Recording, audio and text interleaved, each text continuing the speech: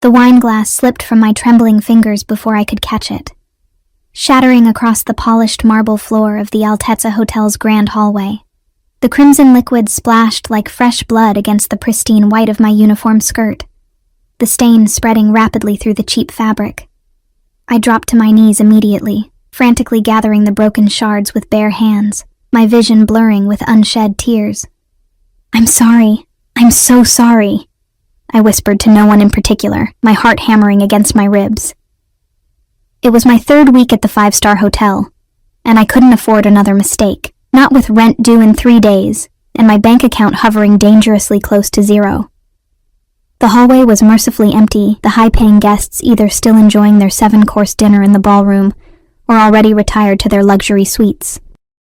The echo of distant laughter and classical music drifted from the main hall, a world away from my current predicament.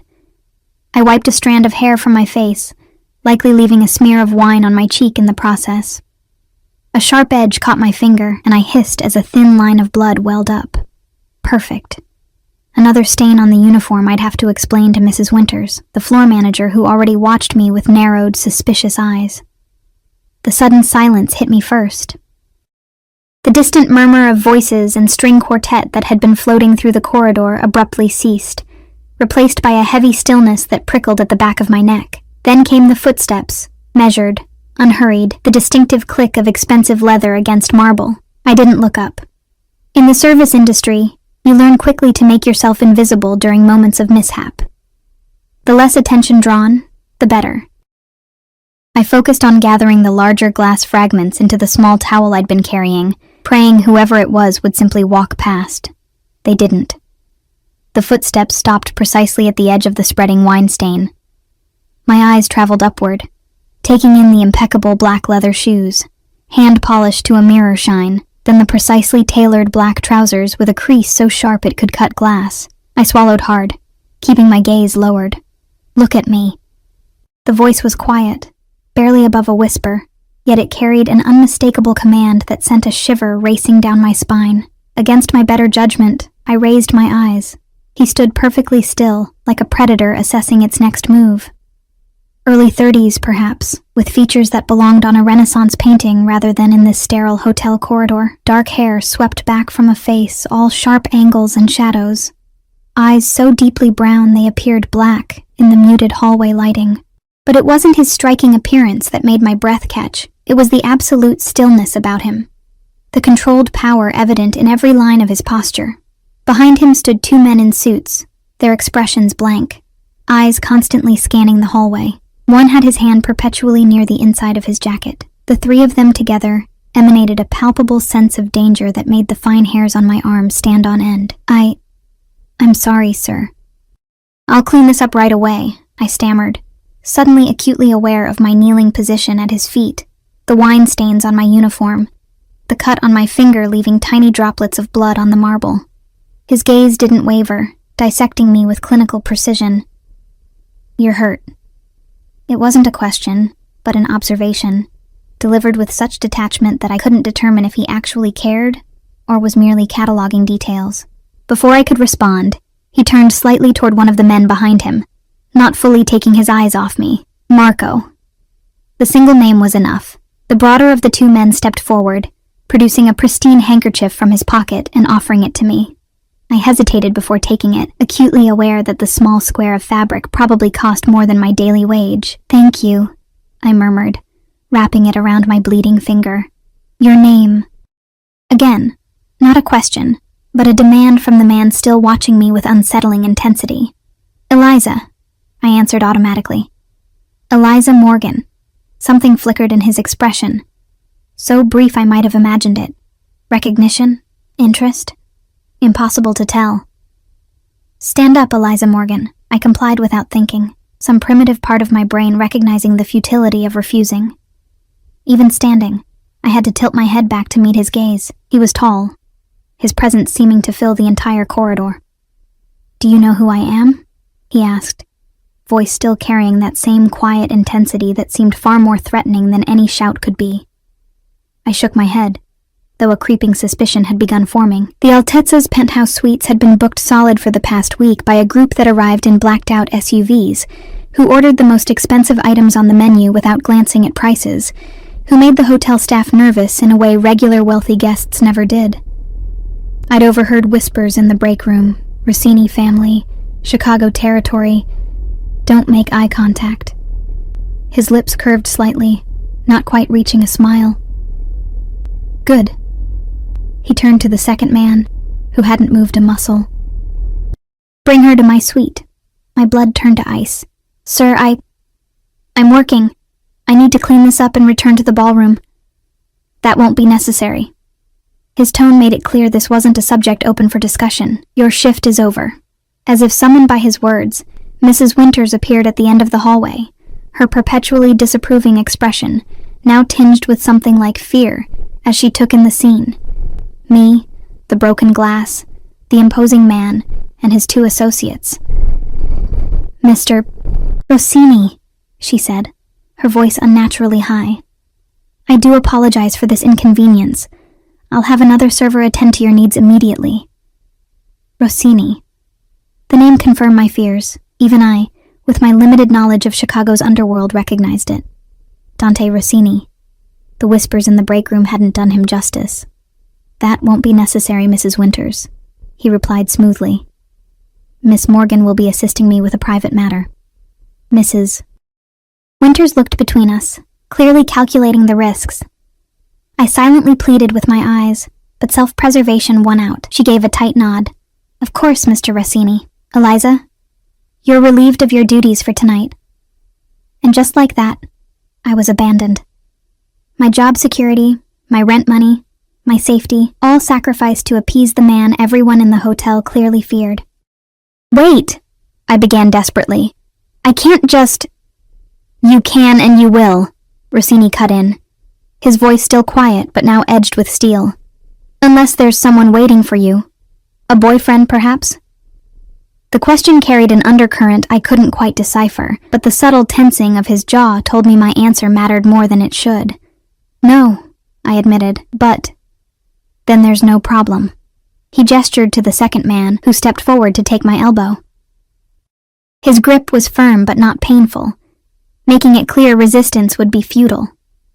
As we walked toward the private elevator reserved for the penthouse suites, I became acutely aware of every detail around me. The subtle scent of Rossini's cologne, something expensive and earthy, the silent communication between him and his men, conducted entirely through glances and the smallest of gestures, the way other hotel staff flattened themselves against walls as we passed, eyes downcast, the cool, recycled air raising goosebumps on my arms. The elevator doors closed with a soft ding that felt like the ceiling of a tomb. I stood rigid, watching the numbers climb steadily upward, trying to control my panicked breathing. 30 floors separated the main ballroom from the penthouse level. 30 floors between my normal life and whatever awaited me in Dante Rossini's suite. You're afraid, Rossini observed, breaking the tense silence. He wasn't looking at me, but at my reflection in the mirrored elevator doors. I met his reflected gaze, finding a strange courage in the indirect eye contact. Wouldn't you be? A flash of something, amusement, respect, crossed his features. Most people would be crying by now. The night is young, I replied, immediately regretting my sarcasm. To my surprise, the corner of his mouth lifted slightly. The elevator announced our arrival with another soft ding. The doors opened onto a private foyer that bore little resemblance to the rest of the hotel. Here, the modern luxury gave way to something more classically opulent. Marble floors in deep green rather than white, wall sconces casting a warm glow instead of the hotel's sterile brightness. Wait here, Rossini instructed his men, as he guided me forward with a light touch at the small of my back. The contact, even through my uniform, sent an unwelcome shiver through me. We entered what appeared to be a vast living area, with floor-to-ceiling windows offering a panoramic view of Chicago's nightscape. The city lights spread out below us like fallen stars, beautiful and distant. Sit. He gestured to a leather sofa positioned before the spectacular view. I remained standing, Small defiance, perhaps, but it was all I had left. "Why am I here, Mr. Rossini?" His expression remained unreadable as he studied me, head slightly tilted. Without answering, he walked to a bar cart in the corner and poured amber liquid into 2 crystal tumblers. "You have an unusual quality, Eliza Morgan," he finally said, returning and offering me one of the glasses. "Most people can't look me in the eye for more than a few seconds. You've managed quite admirably. I didn't take the drink. Is that why you had me brought here? Because I can maintain eye contact?" "Partly." He set my untouched glass on the coffee table and took a sip from his own. "Tell me about yourself." "There's nothing to tell," I replied flatly. "I'm a waitress with a wine-stained uniform and a missed half-shift that I desperately needed to pay rent." "And before that?" he pressed, moving to stand directly before me, close enough that I had to tilt my head back to maintain that eye contact he seemed to find so fascinating. "Before you were serving overpriced champagne to people who don't appreciate its quality?" I took a step back, unsettled by his proximity. "I was a nursing student with too much debt and not enough time." "Was?" He caught the past tense immediately. "Had to drop out, 3 semesters in." I didn't elaborate on the reasons: my mother's illness, the mounting medical bills, the second job that still wasn't enough. Now I serve drinks and hope for good tips. He nodded slowly, as though confirming something to himself. "How long have you worked at the Altezza?" 3 weeks. "And before that?" I frowned. "Why does it matter?" "Humor me." I sighed, seeing no point in resistance. "The Palmer House, 6 months. Before that, the Drake, almost a year, moving down in the world." I bristled at his assessment, accurate as it was. The tips were better at the Altezza, at least until tonight. He smiled then, a genuine expression that transformed his face, softening the hard edges and making him look years younger. It was disarming, and somehow more unsettling than his previous intensity. "You'll be compensated for your time, Eliza. More generously than those good tips you mentioned." The implication made my stomach turn. I took another step back, bumping against a side table. I don't." His smile vanished, replaced by a flash of genuine anger. "I'm not proposing to buy your body, Eliza. Contrary to what you might believe, I do have some principles." I should have felt relieved. Instead, confusion washed over me. "Then what am I doing here?" Rossini moved away, giving me space to breathe. He walked to the window, staring out at the city below. For a long moment he was silent, the only sound the clink of ice in his glass as he swirled the remaining liquid. "5 weeks ago, one of my associates had a heart attack while dining at the Palmer House," he finally said. "According to witnesses, a young waitress performed CPR for 8 minutes until paramedics arrived. The doctors said those 8 minutes saved his life." My blood ran cold. I remembered that night vividly. The elderly man collapsing during dessert. The panicked screams. The training kicking in automatically as I dropped to my knees beside him. "That was you, wasn't it?" Rossini turned back to face me, his expression unreadable once more. I nodded slowly. "He was in V-fib. I recognized the symptoms from your nursing training," he finished for me. "Yes." I swallowed hard, memories flooding back. "They took him away in an ambulance. I never knew what happened after. He lived," Rossini said simply. "Carlo has been with my family for 30 years. He's recovering at his daughter's home in Florida." I felt a small measure of relief at knowing the man had survived, followed immediately by suspicion. "You've been looking for me." It wasn't a question, and Rossini didn't treat it as one. "Carlo described you. When I saw you in that hallway tonight, I recognized you immediately." The pieces fell into place with sickening clarity. "So this is what? A thank you? A reward for saving your associate's life?" "In part." He set his empty glass down and approached me again, this time more cautiously, as though I were a wild animal that might bolt. "But also an opportunity. An opportunity," I repeated flatly. "I have an associate in need of private medical care," Rossini explained. "Someone with discretion and skill. Someone who doesn't faint at the sight of blood or panic under pressure. Someone like you, Eliza Morgan." I stared at him, trying to process his words. "You want to hire me as, what? A private nurse? For your associate?" "For my brother," he corrected quietly. And yes, that's exactly what I'm proposing. I didn't finish my degree, I pointed out. I'm not qualified. You're more qualified than most, he countered. And unlike most, you've proven you can function under extreme stress. My mind raced, calculating angles, potential traps, hidden meanings. Why not hire a real nurse or a doctor? You clearly have the money. Something dark flashed across his face. My brother's condition requires discretion that conventional medical channels cannot provide. Gunshot wounds, knife injuries, things that would have to be reported to the police. My silence must have communicated my understanding. I'm offering you $5,000 a week, Rossini continued, watching my reaction carefully. A private suite adjacent to my brother's. All expenses covered. A 3-month contract to start. The sum was staggering. More than enough to pay off my remaining student loans and my mother's medical bills. Enough to restart my life once the 3 months were over, if I survived them. And if I say no? I asked quietly. His expression hardened almost imperceptibly. Then you walk out of here with a generous severance for your trouble tonight, and we never speak again. It should have reassured me. Instead, it felt like a carefully crafted lie. I need to think about it, I said, knowing even as the words left my mouth that I was merely postponing the inevitable. Rossini nodded once, as though he'd expected nothing less. Of course. You have until tomorrow morning. He reached into his pocket and withdrew a business card, holding it out to me. My private number.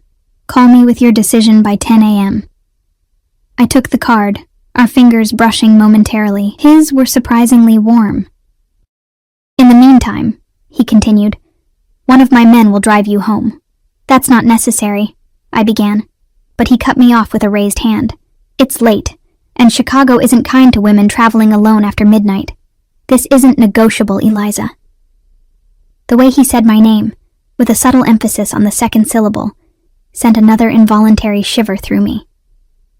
Before I could respond, he had crossed to a nearby desk and was writing something on a slip of paper. Your compensation for tonight, he said, holding it out to me. Consider it a good faith gesture. I glanced down at the check and nearly choked. $5,000. For breaking a wine glass and having an uncomfortable conversation. I can't accept this, I said, trying to hand it back.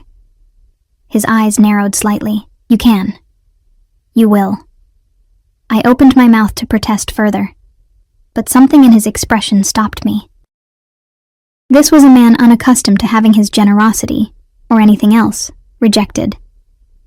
Thank you, I managed instead, slipping the check into my pocket. Rossini nodded, apparently satisfied, and moved toward the door. Nico will see you home safely. I'll await your call tomorrow, Eliza. As I followed him back to the foyer where his men still waited, a question burned in my mind. Mr. Rossini? He paused, looking back at me with that same unsettling intensity. Yes? Why me? Really? I asked. There must be dozens of nursing students in Chicago who could help your brother. Why go to all this trouble to find me specifically? For a long moment he was silent, studying me with those dark, unreadable eyes. Finally, he spoke, his voice so low I had to strain to hear it. Because when Carlo described the woman who saved his life, he said she had hands that healed and eyes that saw too much. A ghost of a smile touched his lips. I find I'm inclined to agree with his assessment. With that enigmatic statement hanging in the air between us, Dante Rossini opened the door and handed me off to the man called Nico, who would ensure I made it safely to my apartment in a part of town that people like Rossini probably never saw in daylight. As the elevator descended, I clutched the business card in one hand and felt the weight of the check in my pocket. By saving one man's life, I had inadvertently entangled myself with Dante Rossini. And something told me that walking away wouldn't be as simple as he'd made it sound. My phone buzzed in my pocket, a text from my roommate asking when I'd be home. Such a normal concern from a world that suddenly felt very far away. I had until morning to decide which path to take, but as the elevator reached the ground floor, I already knew what my answer would be. Some offers you just can't refuse, even when every instinct screams that you should.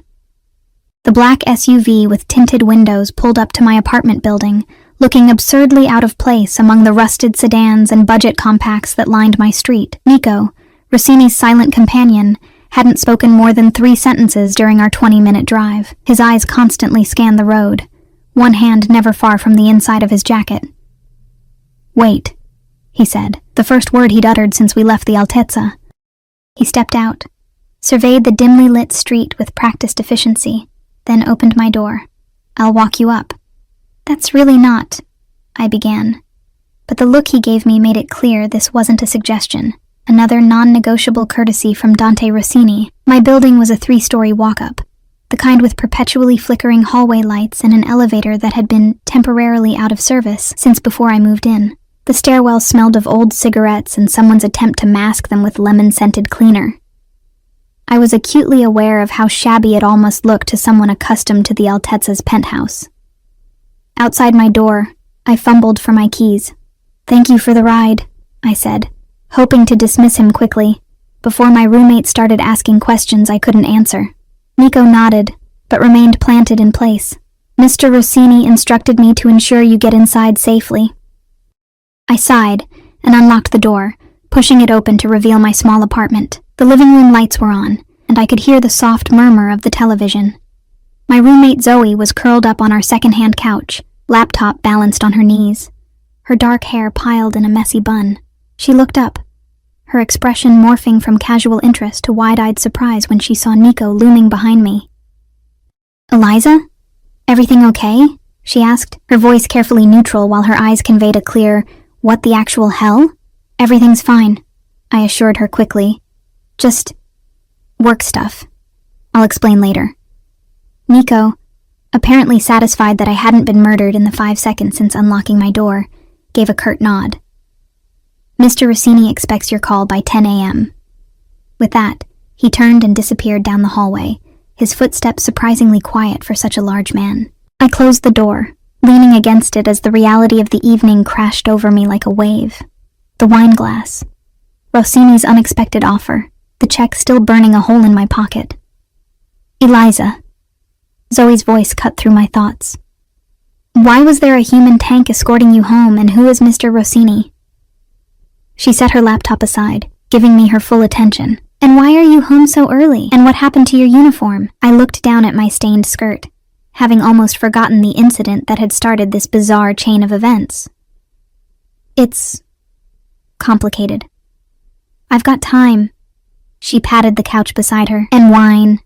Not the fancy stuff you serve at the Altezza, but it'll do." I dropped onto the couch, kicked off my shoes, and accepted the glass she poured me from the half-empty bottle on our coffee table. The cheap Merlot was a far cry from what I'd spilled earlier, but I gulped it gratefully. "Remember that guy at the Palmer house?" I began, trying to figure out how to explain without causing alarm. "The one who had the heart attack during my shift?" Zoe nodded. "The one you saved with your nursing school superpowers?" "Sure. Turns out he works for Dante Rossini." Her eyes widened. "Wait, the Dante Rossini? As in, rumored to control half of Chicago's North Side Dante Rossini?" I stared at her. You know who he is?" "I'm a crime reporter, Eliza, or trying to be." She reached for her laptop, typing quickly. "The Rossini family has been on law enforcement's radar for decades, but they're careful, really careful." She turned the screen toward me, showing a rare photograph of Dante at some charity gala, looking even more devastatingly handsome in a tuxedo than he had in the hotel hallway. "That's him, right?" I nodded, my mouth suddenly dry despite the wine. "So?" "What? He tracked you down to say thank you for saving his guy?" "Something like that." I took another sip, weighing how much to reveal. Zoe was my friend, but she was also a journalist with ambitions. "He offered me a job, she repeated flatly. "What kind of job does a Mafia boss offer a waitress?" "A nursing position," I admitted. "For his brother, private care, 3 months, 5,000 a week plus accommodations." Zoe choked on her wine. 5,000 a week. She set her glass down, expression serious. "Eliza, you know what that means, right?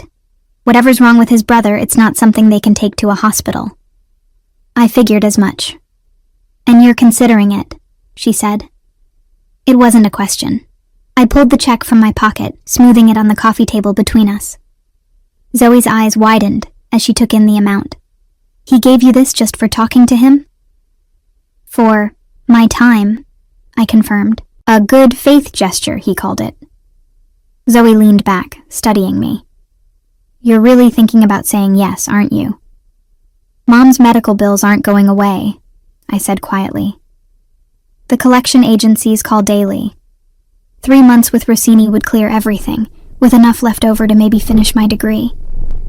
If you survive the 3 months, she pointed out, these aren't normal people, Eliza. They don't play by normal rules. I know, I sighed, rubbing my temples where a headache was forming. But what choice do I have? Keep working double shifts, hoping the tips cover rent while the interest on my loans keeps growing? Zoe was silent for a long moment. Just promise me you'll be careful, and that you'll check in regularly, and that if things get weird, weirder than they already are, you'll get out. I promise, I said, though we both knew such promises were easier made than kept. I took a long shower that night, trying to wash away the evening's events along with the wine stains. The hot water ran out too quickly, as it always did in our building, leaving me shivering as I toweled off. In the steamy bathroom mirror, I barely recognized myself.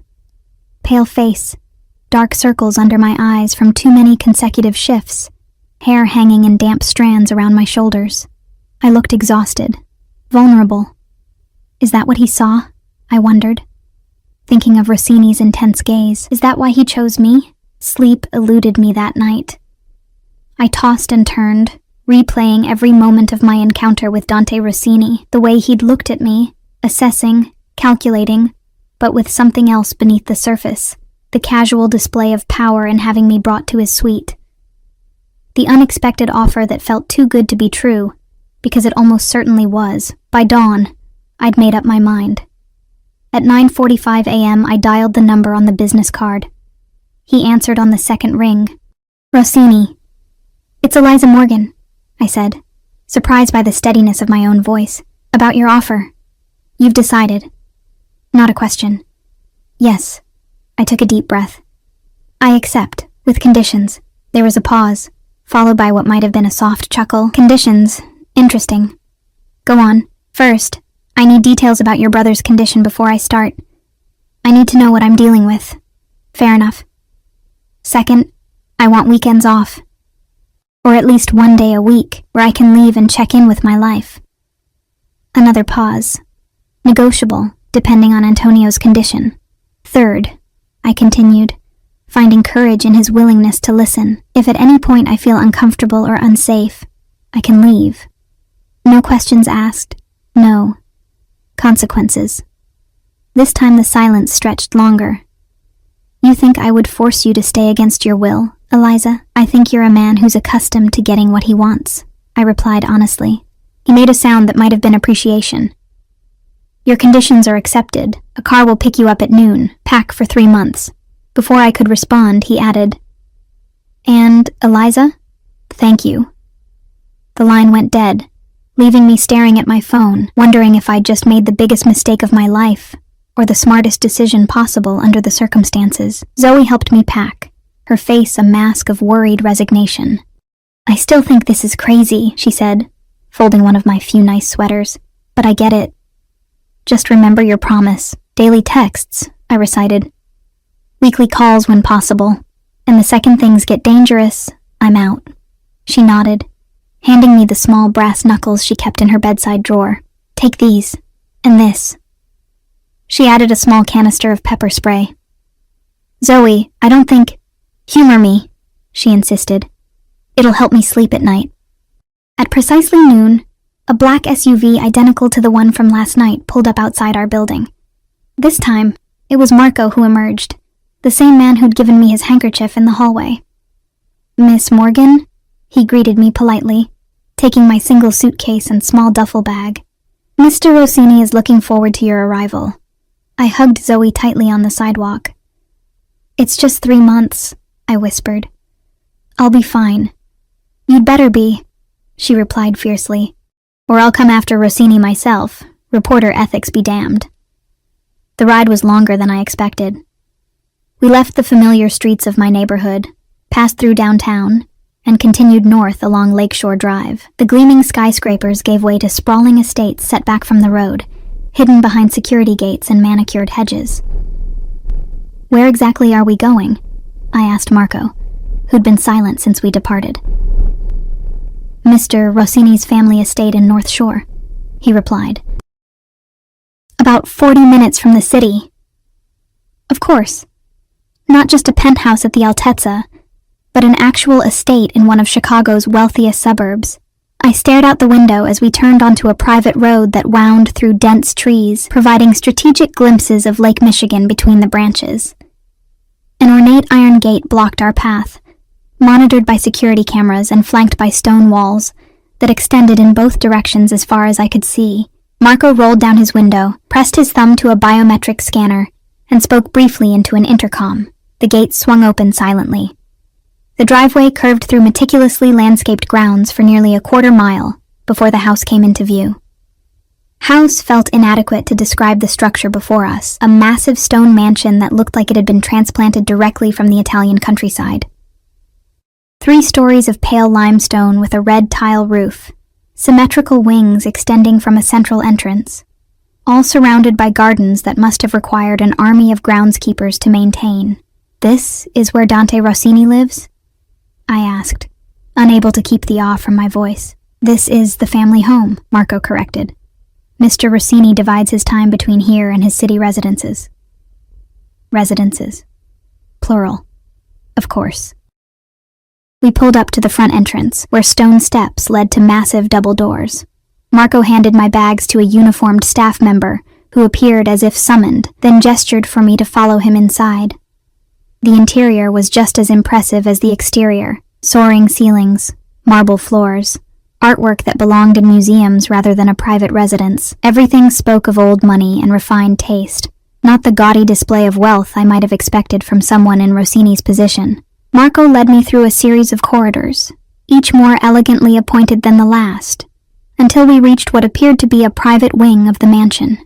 Here, the decor shifted subtly, still luxurious but more modern, with clean lines and a monochromatic color scheme. "Mr. Rossini asked to see you upon arrival," Marco explained, stopping before a door of dark wood. He knocked once, then opened it without waiting for a response. The room beyond was a spacious office, with floor-to-ceiling bookshelves along one wall and large windows overlooking the lake on another. Dante Rossini stood by those windows, his back to the door, a phone pressed to his ear. He was speaking rapid Italian, his tone clipped and authoritative.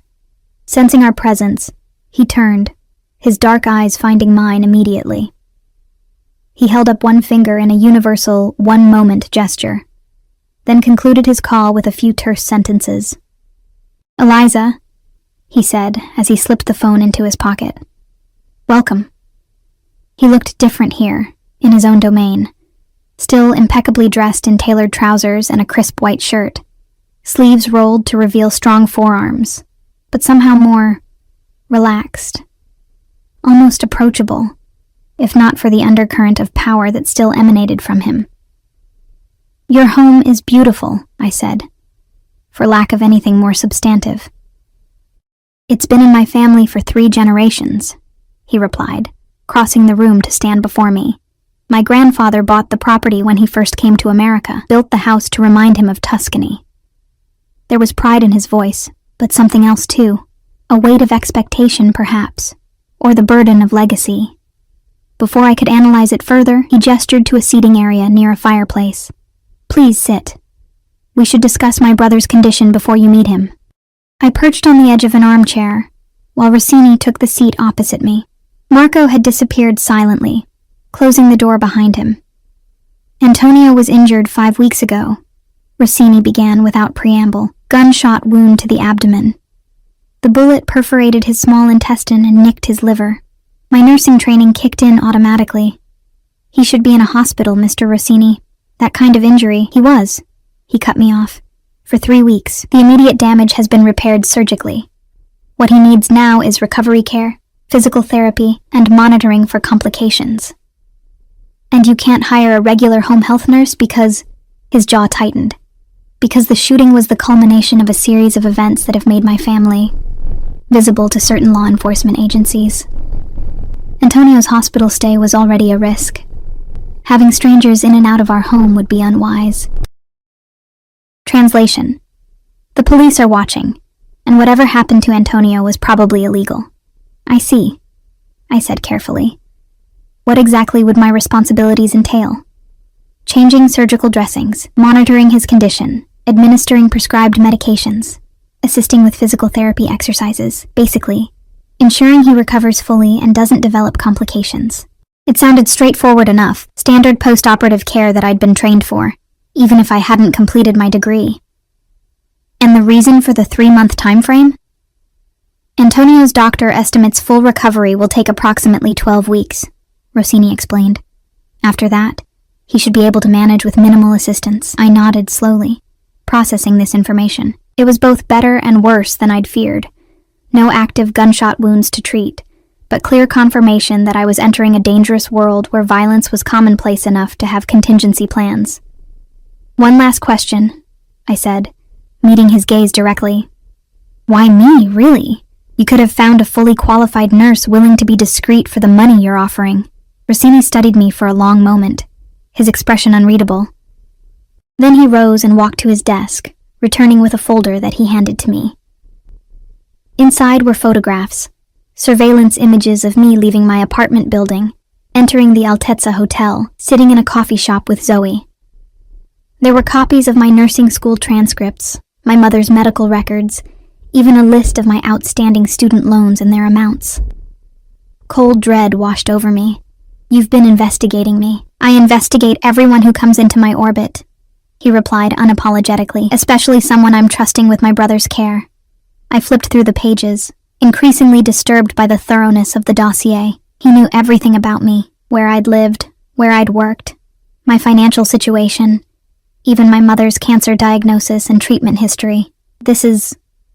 I couldn't find the words. Necessary, he finished for me. In my position, I can't afford to trust blindly. I closed the folder, pushing it back toward him. And what did your investigation tell you? That you're intelligent, hardworking, and desperate enough to accept my offer despite your misgivings, he said bluntly.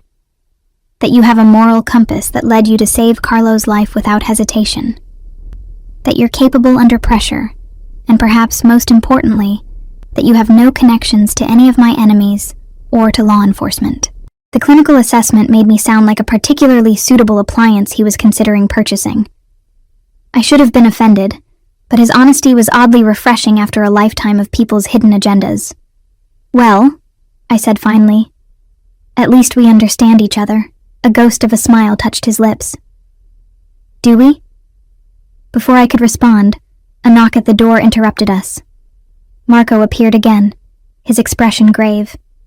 Mr. Rossini, Antonio is asking for you. His fever has returned. Rossini was on his feet instantly, all trace of our almost casual conversation vanishing. Show Miss Morgan to her quarters, then bring her to Antonio's room, he instructed, already striding toward the door. He paused briefly, looking back at me. Your job begins now, it seems. And just like that, I was swept into the Rossini family drama.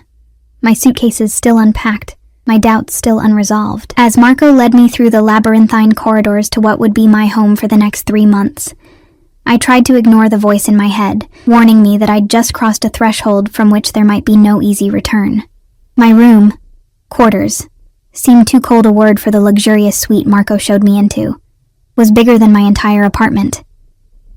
A sitting area with plush furniture, a bedroom with a king-sized 4-poster bed, a marble bathroom that made the Altezza's facilities look modest, and even a small balcony overlooking the gardens. Mr. Rossini thought you would be most comfortable here, Marco explained. It connects directly to Antonio's suite through that door.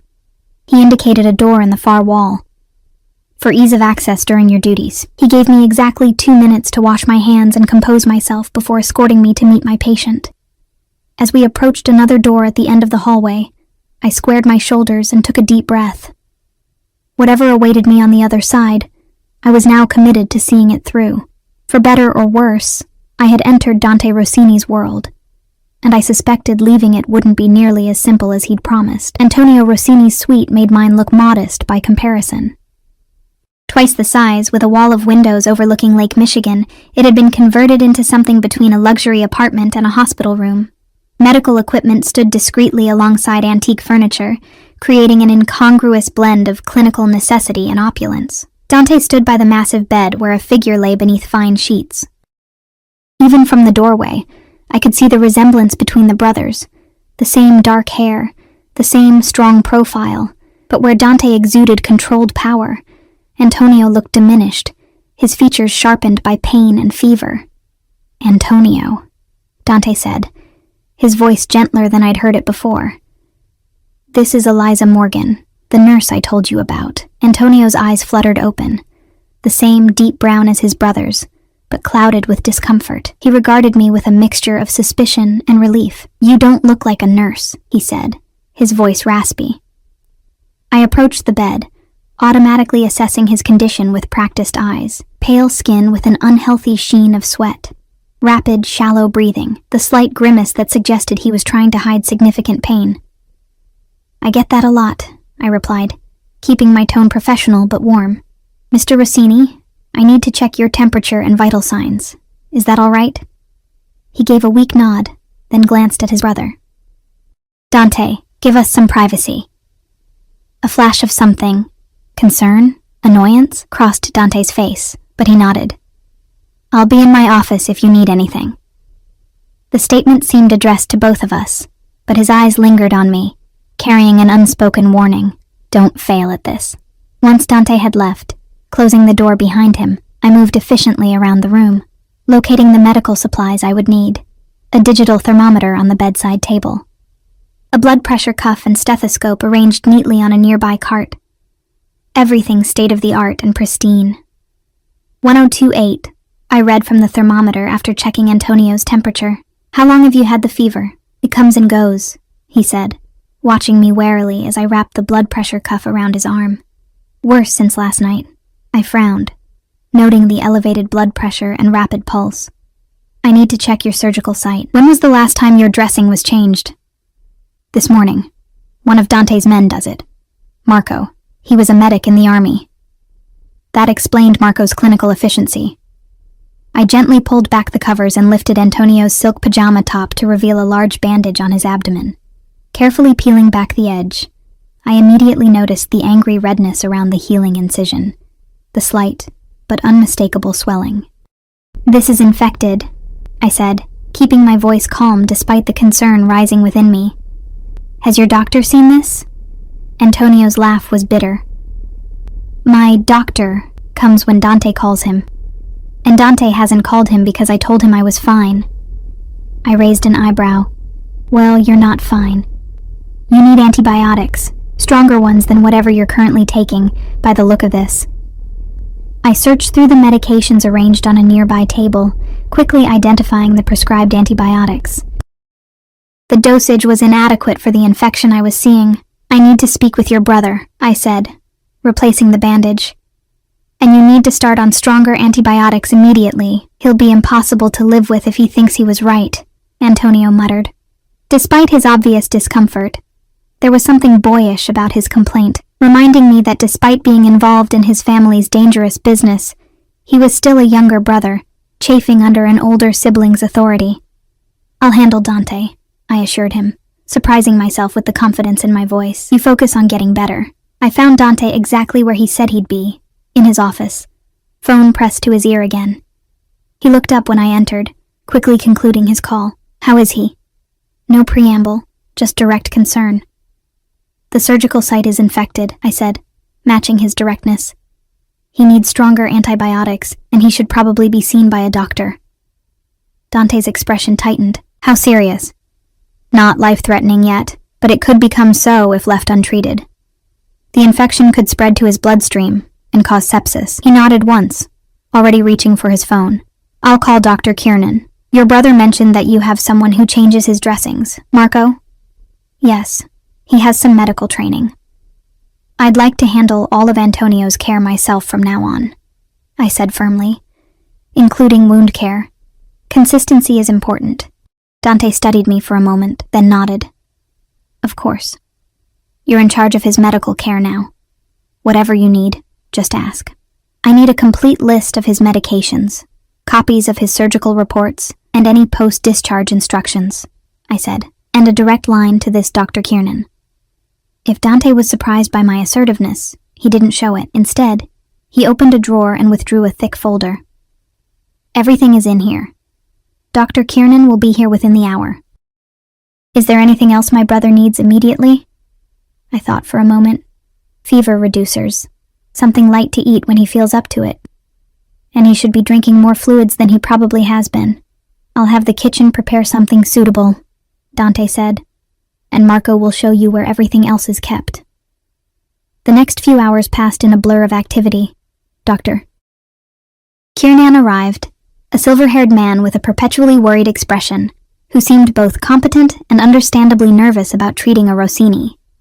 He confirmed my assessment, prescribed stronger antibiotics, and departed as quickly as he'd arrived, leaving me with updated care instructions.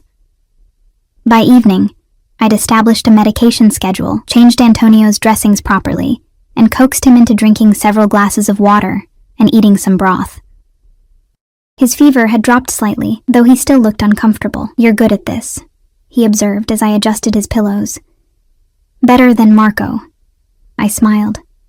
"I should hope so. I spent 3 years training for it." "Dante said you dropped out of nursing school." "I did. Family circumstances." Antonio nodded, not pressing for details. "Well, his loss is our gain, I guess. Our gain. Already being claimed by the Rossini family after less than a day." The thought should have disturbed me more than it did. A knock at the door interrupted us. Dante entered, his gaze immediately going to his brother, assessing his condition with obvious concern before turning to me. "How is he?" "Better," I answered. "The fever's down slightly, and he's managed to eat something." Relief softened Dante's features momentarily. "Good. You should eat something too. I've had dinner prepared." I glanced at my watch, surprised to find it was already past 8 p.m. I'd been so focused on Antonio that I'd lost track of time entirely. "I can have something brought up," I said, reluctant to leave my patient. "You've been working for hours without a break," Dante pointed out. "Antonio will be fine for the time it takes you to have a proper meal." Antonio waved a hand weakly. "Go. I'm just going to sleep anyway. The pain meds are kicking in." I hesitated, then nodded. "I'll check on you when I get back. The call button is right here if you need anything." Dante led me through the mansion's corridors to a smaller, more intimate dining room than I would have expected. No grand formal space with a table for 20, but a comfortable room with a table set for 2, lit by candles and overlooking the gardens. "I thought you might prefer something quieter after your first day," Dante explained, pulling out a chair for me. I sat, suddenly acutely aware that I was still wearing the clothes I'd arrived in, simple jeans and a sweater that had seemed perfectly adequate that morning, but now felt hopelessly casual amid such elegance. Dante took the seat opposite me, seemingly unbothered by my appearance. A server appeared silently, pouring wine and presenting the first course, a delicate salad with ingredients I couldn't even identify. "Thank you for today," Dante said after the server had withdrawn. "Dr. Kiernan was impressed with your assessment." I took a sip of the wine, rich and complex in a way the cheap bottles Zoe and I shared could never be. "I was doing my job, which you've had for less than 12 hours, he pointed out. "Most people would still be adjusting to their surroundings." I shrugged, uncomfortable with the praise. "Your brother needed care. The surroundings are irrelevant to that." A small smile touched Dante's lips. "You're a very direct person, Eliza Morgan. I don't see the point in being otherwise." "A rare quality," he murmured, studying me with that same intense gaze from the hotel corridor. "Most people who enter my orbit are either obsequious to the point of uselessness or paralyzed by fear. I can't afford to be either if I'm going to help your brother," I replied simply. The first course was replaced by the second, perfectly cooked fish with a sauce I couldn't name, but that tasted like it had been prepared by angels. "Tell me about your family," Dante said suddenly. The question caught me off guard. "Why?" "Because I'm curious about the woman who's caring for my brother," he replied. "Is that so strange?" "You already know about my family," I pointed out. "Your investigation was quite thorough." He inclined his head, acknowledging the point. I know the facts. Dates, places, medical records. I don't know how you feel about them. I set down my fork, considering my response carefully. My mother has been sick for a long time. Stage 4 breast cancer. It's why I dropped out of nursing school. To work more hours. To help with her care, I took another sip of wine, finding it easier to talk while looking at the glass rather than at him. My father left when I was 12. Haven't heard from him since. I'm sorry about your mother, Dante said. And to my surprise, he sounded sincere. The treatments have stopped working, I continued. Not sure why I was telling him this, but unable to stop now that I'd started. The doctors give her 6 months, maybe less. The medical bills. I trailed off, the familiar knot of anxiety tightening in my chest. Is she in a good facility? I nodded. The best we could afford, which isn't saying much. Dante was quiet for a moment, swirling the wine in his glass. Would you like her transferred to a private care center? I know several excellent ones. The offer startled me. Why would you do that? His expression was unreadable. Consider it part of your compensation package. I don't need charity, Mr. Rossini. Dante, he corrected. And it isn't charity. It's an employee benefit. I wanted to refuse on principle, but my mother's face flashed in my mind, growing thinner by the week, her smile weaker each time I visited. How could I deny her better care out of pride? I'll think about it, I said finally. Dante nodded, accepting this compromise. The offer stands whenever you're ready. The remainder of the meal passed in surprisingly comfortable conversation. Dante asked about my nursing training, listening with genuine interest as I explained what had drawn me to healthcare. In turn, I found myself curious about him, not the Mafia boss from whispered break room conversations, but the man sitting across from me who clearly cared deeply about his brother. Have you always lived here? I asked as dessert was served. A delicate confection of chocolate and berries. I grew up in this house, Dante replied. Left for college, then returned when my father became ill. To take over the family business, I said carefully. A shadow crossed his face. Yes. Was that always the plan? He was quiet for a long moment. My father expected it. Antonio was meant for other things. University, a legitimate career. I was the eldest son. There was a weight of resignation in his voice that made me wonder, fleetingly, what path he might have chosen if given the freedom to do so. And now Antonio is involved anyway, I observed. Dante's expression hardened. Not by my choice. He insisted on joining the business after our father died. I wanted him to stay away, to have the normal life our father intended for him. Is that why you're so protective of him? He's my brother, Dante said simply, as though that explained everything. Perhaps in his world it did. After dinner, Dante walked me back to Antonio's room. My patient was sleeping soundly, his fever reduced enough that his face looked relaxed in slumber. You should get some rest, Dante said softly, standing close enough that I could smell his cologne. That same earthy, expensive scent from the hotel. It's been a long day. I nodded, suddenly aware of my own exhaustion. I'll check on him once more before I sleep. You'll have your phone with you, in case he needs you during the night? Of course. Dante hesitated, then reached out and tucked a strand of hair behind my ear, his fingers brushing my skin so lightly I might have imagined it. Thank you, Eliza, truly. Before I could respond, he turned and walked away, leaving me standing in the doorway with my cheek tingling from his touch and my mind racing with confusion. In my luxurious suite, I finally allowed myself to process the day's events. In less than 24 hours, I'd gone from a struggling waitress to living in a mansion, caring for a Mafia prince, and dining by candlelight with one of Chicago's most dangerous men, who was offering to move my mother to a better care facility and touching my face with inexplicable gentleness. I texted Zoe as promised. Safe. Long day. Patient doing okay. Accommodations ridiculous. We'll call tomorrow. Her response was immediate. Details. Is the boss as scary as they say? Are you locked in? Do you need extraction? I smiled despite my exhaustion. Not locked in. Boss is complicated. No extraction needed. Yet. I added the yet to make her laugh. But as I sank into the most comfortable bed I'd ever encountered, I wondered if it might prove prophetic. There was more happening here than a simple employment arrangement. The way Dante looked at me sometimes, with an intensity that went beyond professional assessment. The careful distance he maintained, except for that one brief touch. I'd entered the Rossini world expecting danger from bullets and criminal activities. I hadn't considered that the greatest risk might come from Dante Rossini himself, not through violence, but through whatever complicated emotion seemed to be simmering beneath his controlled exterior. The next week fell into a rhythm. Antonio's infection responded to the stronger antibiotics, and his recovery began progressing more normally.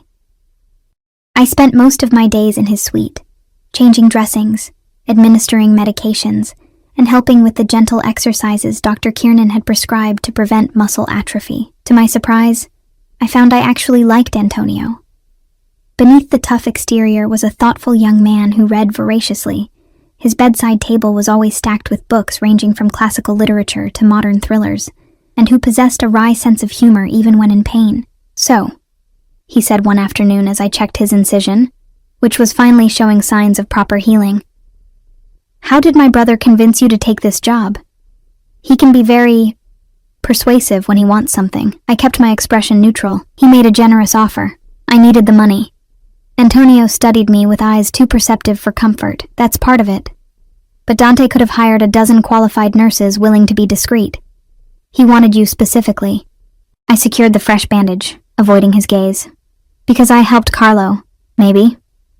Antonio didn't sound convinced. "Or maybe because you're exactly his type." My head snapped up. It's not like that." Antonio's smile was knowing, "If you say so." I changed the subject quickly, uncomfortable with the implication. "Dr. Kiernan will be pleased with your progress. The infection is clearing nicely." But Antonio's words lingered in my mind, especially because I'd seen relatively little of Dante since that first dinner. He checked in on his brother daily, of course, but our interactions had been brief and professional. Sometimes I felt his eyes on me as I worked, but whenever I looked up, his expression was unreadable. It was almost a relief when, on my 8th day at the Rossini estate, Dante appeared in Antonio's doorway while I was administering the evening medications. "Eliza, may I speak with you when you're finished here?" I nodded, trying to ignore the knowing look Antonio gave me. "Of course. 10 minutes?" Dante inclined his head and withdrew, leaving me to complete my tasks under Antonio's amused scrutiny. "Not like that, huh?" he murmured. I rolled my eyes, refusing to engage. "Take these," I said, handing him his pills. "I'll be back to check on you before bed." Dante was waiting in the corridor, leaning against the wall with casual elegance. "Walk with me," he suggested, gesturing toward the gardens. The evening was mild, the lake breeze carrying the scent of flowers from the meticulously maintained beds that surrounded the mansion. We walked in silence for several minutes, following a stone path that wound between sculpted hedges and ornamental trees. "Antonio is improving," Dante finally said, "thanks to your care." "The antibiotics did most of the work," I replied modestly. "But yes, he's doing much better." Dante nodded, seeming pleased. "I've been meaning to ask, have you considered my offer regarding your mother?" I had, in fact, thought about little else during quiet moments. "It's very generous," I said carefully. "But you haven't decided." I stopped walking, turning to face him directly. "Why are you doing this? The job, the salary, now offering to move my mother. It's excessive for just nursing care." Dante studied me, his dark eyes reflecting the fading sunlight. "Perhaps I believe in being generous to those who help my family." "Perhaps," I echoed, not believing it for a second. "Or perhaps there's something you're not telling me." A smile touched his lips. "You're very direct, Eliza Morgan." "So you've said before," he resumed walking, and I fell into step beside him. "The truth is, I find myself intrigued by you." My heart rate picked up despite my best efforts to remain calm. "Intrigued. You saved Carlo without hesitation or expectation of reward. You speak to me without fear or false deference. You care for Antonio with genuine compassion rather than just professional obligation." He glanced at me. "These are rare qualities in my world." "I'm just doing my job," I said, echoing my words from that first dinner. "No." Dante shook his head slightly. You're doing far more than that. You're bringing humanity into a situation where it's often in short supply." And I didn't know how to respond to that. We walked in silence until reaching a stone bench overlooking the lake, where Dante gestured for me to sit. "There's something else," he said, remaining standing. "I'm hosting a gathering here this weekend. Business associates, some family friends. Nothing too elaborate." I nodded, wondering why he was telling me this. "Antonio is well enough now that your constant presence isn't required," Dante continued. "You're welcome to join the gathering if you wish. Or you could take the evening off, perhaps visit your mother or your roommate." It was the first reference to the time-off condition I'd requested before accepting the position. I hadn't expected him to honor it so soon. "I'd like to visit my mother," I said without hesitation, "if you're sure Antonio will be all right." "I'll have Marco check on him periodically," Dante assured me. "A car will be available to take you wherever you need to go and bring you back when you're ready." "Thank you." The words felt inadequate for the unexpected consideration. Dante turned to face the lake, his profile sharp against the darkening sky. "There's something about you, Eliza," he said, his voice so quiet I had to lean forward to hear him. "Something that makes me want to be better than what I am." Before I could process that startling confession, he turned back to me, his expression once again composed. "We should return to the house. It's getting cold." As we walked back in silence, I tried to make sense of what had just happened.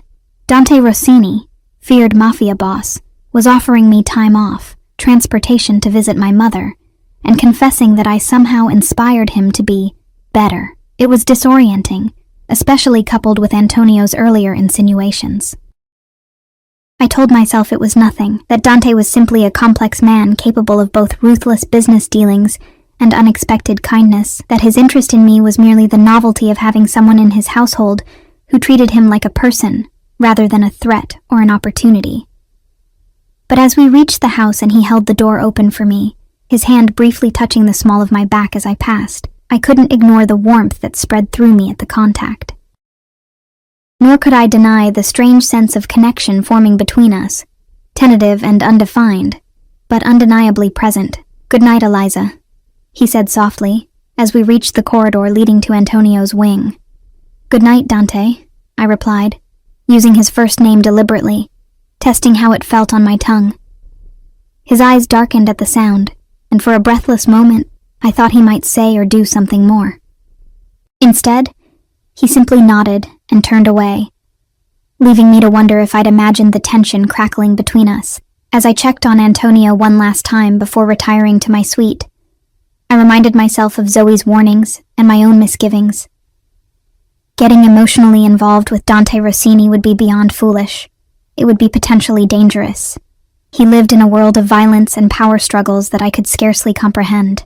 Yet as I lay awake that night, staring at the ornate ceiling of my borrowed bedroom, I couldn't stop thinking about the way he'd looked at me in the garden, or the gentle pressure of his hand against my back, or the vulnerability in his voice when he'd made that unexpected confession.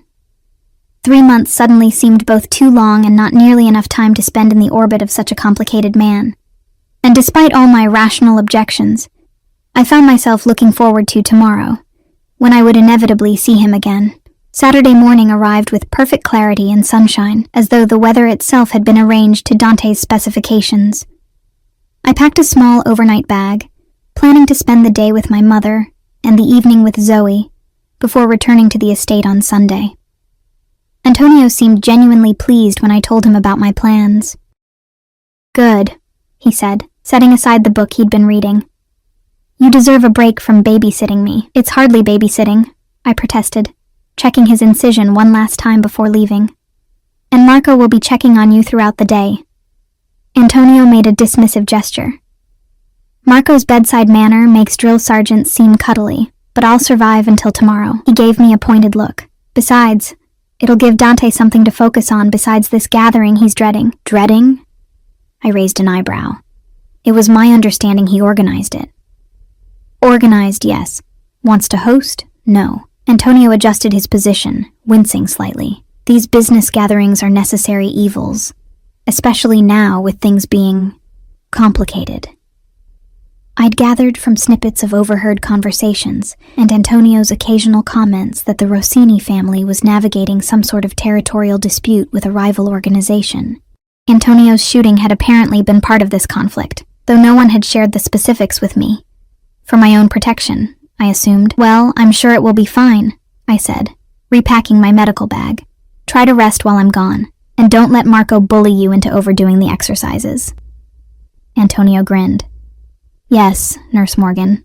I was just closing my overnight bag when a knock came at my door. I opened it to find Dante standing there, impeccably dressed as always, but with an unusual tension around his eyes.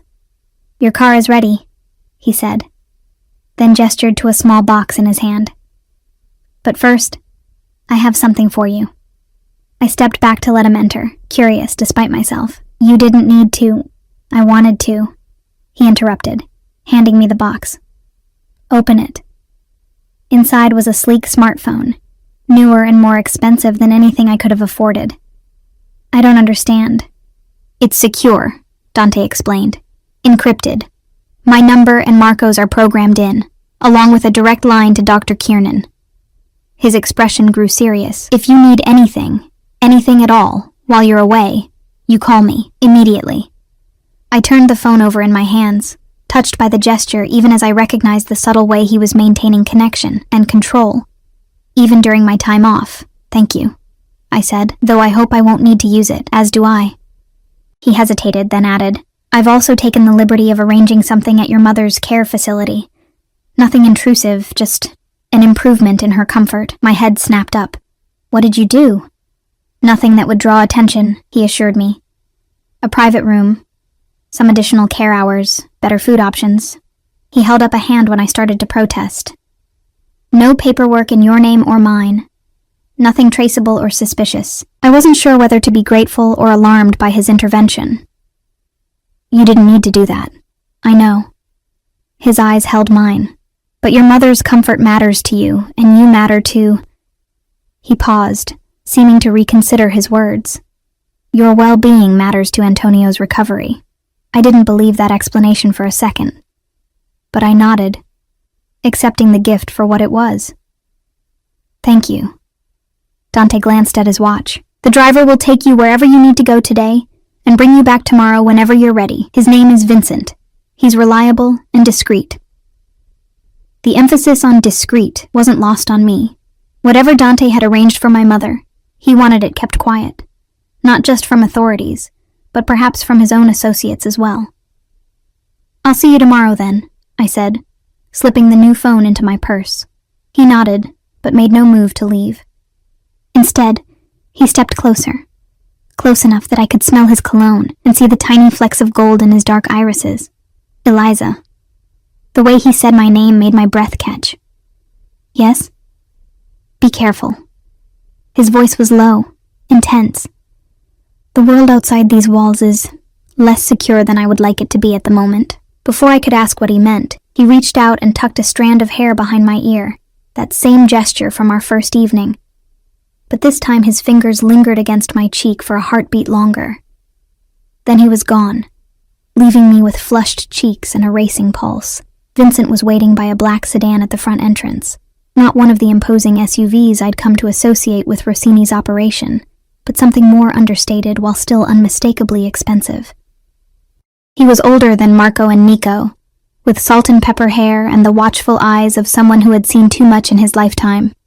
Miss Morgan, he greeted me, opening the rear door. Where would you like to go first? Lakeside Care Center in Evanston, I replied, settling into the plush leather seat. The drive was peaceful, Vincent maintaining a professional silence that I appreciated as I watched the landscape transition from North Shore opulence to more modest suburbs. When we arrived at the care center, he pulled up to the entrance and turned to me. I'll wait here, Miss Morgan. Take as much time as you need.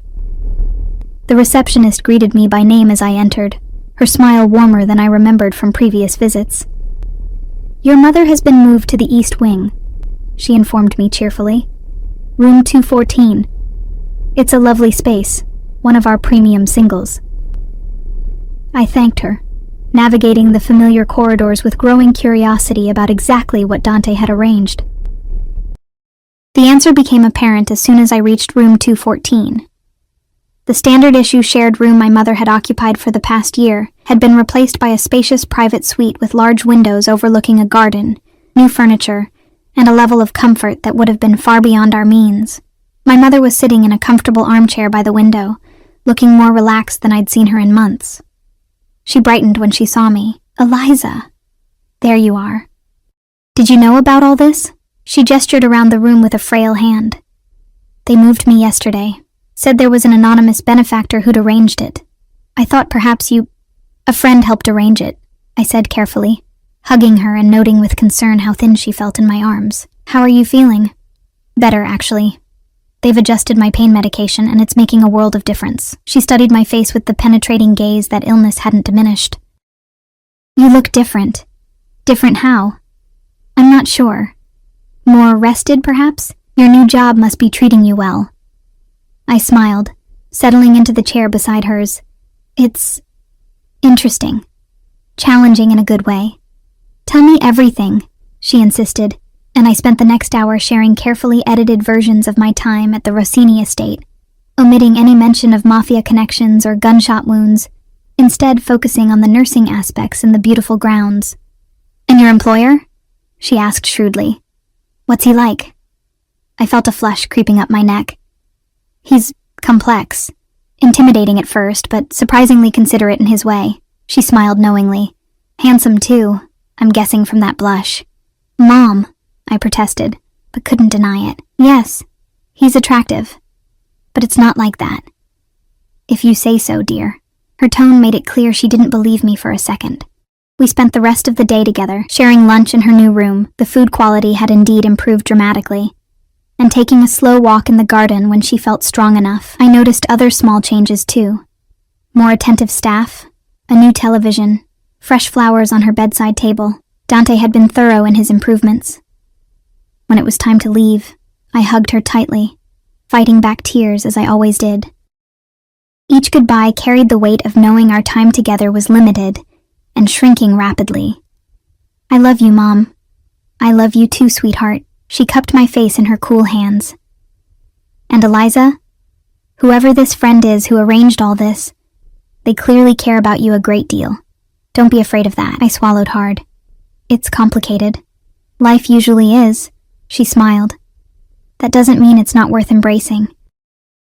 Vincent drove me to my apartment next, maintaining that same respectful silence that allowed me to process my swirling emotions. When we arrived, he handed me a card with his number. "Call when you're ready to return tomorrow, Miss Morgan.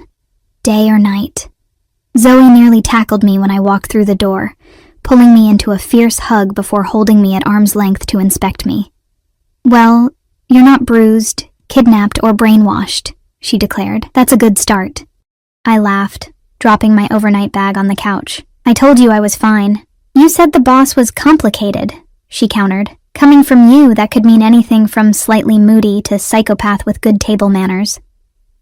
I rolled my eyes but gave her the update she was clearly desperate for, sharing more details with her than I had with my mother, but still omitting anything that might violate the confidentiality I'd tacitly agreed to by accepting Dante's offer.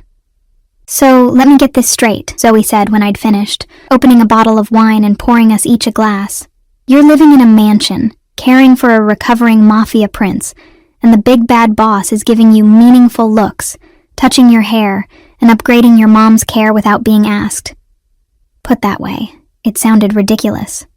"It's not. It's exactly like that," she interrupted. "Eliza, he's interested in you. Like, romantically interested." I took a large sip of wine. "That would be insane." "Why? You're gorgeous, smart, and you literally saved his guy's life. Plus, you're not afraid of him, which I'm guessing is a novelty in his world. He's a Mafia boss, Zoe. His brother was shot. People in his orbit end up dead or in prison." "I'm not saying marry the guy," she clarified. "Just be aware of what's happening.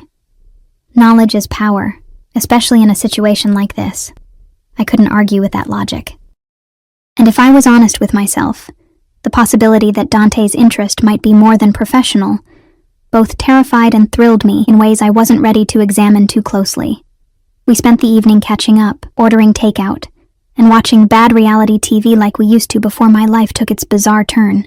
It felt normal, comfortable, and yet somehow less vibrant than the tension-filled days at the Rossini estate. I tried to ignore what that might mean about my changing perspective. As Zoe was heading to bed, she paused in the hallway. "Oh, I meant to tell you, there was a guy asking about you at Murphy's the other night." Murphy's was the bar near our apartment where we occasionally went for cheap drinks. "What guy?" She shrugged. "Never seen him before. Older guy, maybe 50s. Asked the bartender if he knew Eliza Morgan. Said he was an old friend of your dad's looking to reconnect." A cold feeling settled in my stomach. "What did you tell him?" "Nothing."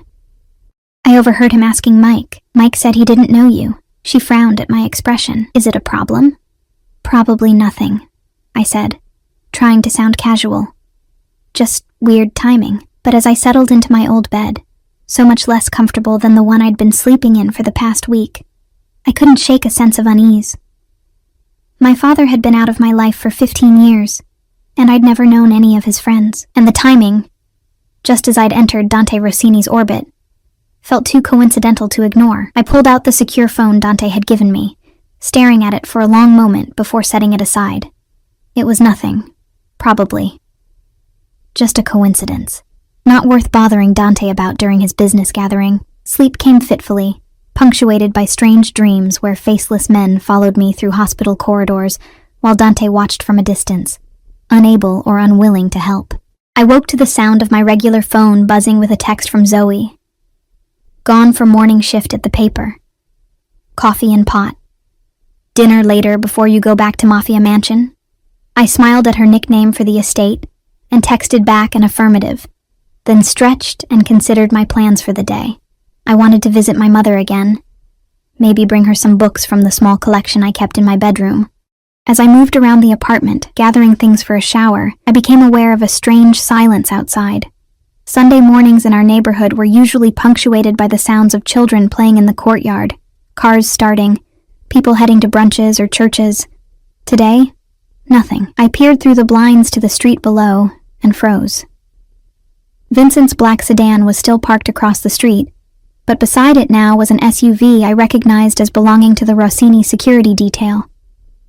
Two men I didn't know stood beside it, scanning the street with unmistakable vigilance. My phone, my regular one, buzzed again. Unknown number. "Don't leave your apartment. Dante is sending more security. Stay away from windows." My heart began to pound. I reached for the secure phone Dante had given me, dialing his number with shaking fingers. He answered immediately. "Eliza." "What's happening?" I demanded, moving away from the window as instructed. "A complication." His voice was taut with controlled tension. "Nothing for you to worry about. Just stay inside until my men come to get you." "Dante," I said firmly, "tell me what's going on."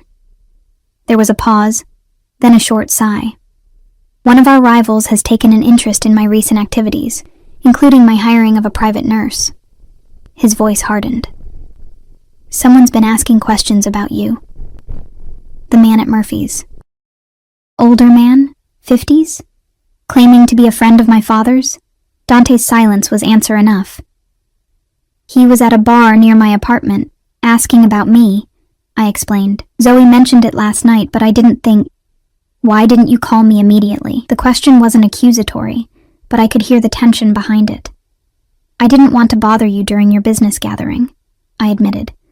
It seemed like it could be a coincidence. In my world, Eliza, there are no coincidences. His voice softened slightly. "Marco is on his way with additional men. They'll bring you directly back to the estate. Pack only what you need. We can arrange for the rest of your things later." The implications hit me like a physical blow. "You think I'm in danger? I think it's best not to take unnecessary risks. What about Zoe? If someone's watching me, they've seen her too." Another pause. "Where is she now?" "At work. The Tribune building." "I'll have someone keep an eye on her," Dante promised. "But the interest seems to be specifically in you and your connection to me." "And my mother?" The thought sent a spike of panic through me. "Already handled," he assured me. "I increased security at her facility this morning. She's safe." The fact that he'd anticipated my concerns should have been comforting. Instead, It only emphasized how real the threat must be for him to have taken such precautions. "How long until Marco gets here?" I asked, already moving to my bedroom to pack. 20 minutes, traffic permitting." I could hear muffled voices on his end of the call, suggesting he was coordinating multiple elements simultaneously. "Eliza, listen carefully. Until Marco arrives, do not open your door for anyone. Stay away from windows. If you hear anything suspicious, call me immediately." "I will." He hesitated, then added in a lower voice, "I'm sorry to cut your time away short." "It's not your fault," I replied automatically, though part of me wondered if that was entirely true. If I hadn't accepted his offer, would I now be facing unknown threats from rival crime families? "We'll talk more when you're safely back," he said, and I could hear the barely restrained emotion in his voice. Anger, concern, perhaps something more. "Be careful, Eliza." The call ended, and I moved quickly, throwing essential items into my overnight bag. As I reached for my hairbrush on the bathroom counter, a floorboard creaked in the hallway outside our apartment. I froze, straining to listen. Another creak, closer to our door. Then silence. Heart pounding, I slipped back to the bedroom, grabbing the secure phone and retreating to the bathroom, the only room without windows. I sent a quick text to Dante. "Someone outside apartment door." His response was immediate. "Marco 5 minutes away. Hide, stay silent." I locked the bathroom door, then slid into the narrow space between the shower and the wall, making myself as small as possible. Seconds stretched into minutes, each one marked by my thundering heartbeat. Then came the sound I'd been dreading. The subtle scrape of metal against metal at our front door. Someone was picking the lock. I covered my mouth to stifle a gasp. Pressing myself harder against the wall, the front door opened with a soft click, followed by the barely audible sound of footsteps entering the apartment. "Check the bedrooms," a man's voice murmured. "She should be alone." Footsteps split off in different directions. At least 2 people, maybe more.